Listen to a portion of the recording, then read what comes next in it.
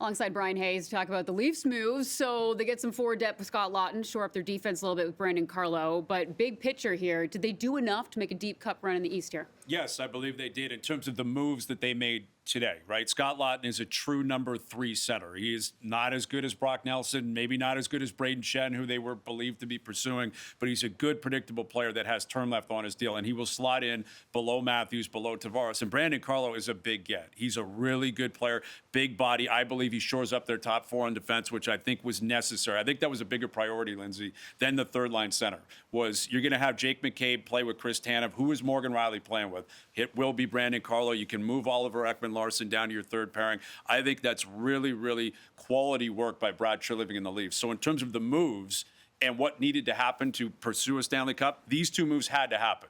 Now, at the end of the day, when the dust settles, it's going to come back to what we've been talking about for years. Will Matthews step up in the big moments? Will Marner do it? Will Nylander do it? But those guys were here anyway, right? So if you believed in it prior to today, then you have to believe in it after today, because I think the Leafs made 2 really good additions. Now, what about the situation around Mikko Rantanen? Skyrockets up our trade bait boards to number 1 to start the day. He goes to Dallas, 8 years at $12 million per. And of course, there's been a lot of comparables between Rantanen and Mitch Marner. So what does Rantanen's deal mean for the potential future contract of Mitch Marner here? I think the rest of the league is telling Mitch Marner this is the value. Right, and we can talk about state tax and all that, but Colorado put a limit on Rantanen, Carolina put a limit on Rantanen, and now Dallas finally said, if we're going to make this deal, it's got to be for $12 million. So the rest of the league, I think, is telling Mitch Marner, really good player. They're both about the same age, came into the league, same draft. You can make your pick. Who do you like more? But they're in the same ballpark. The league is telling you this is what the price is.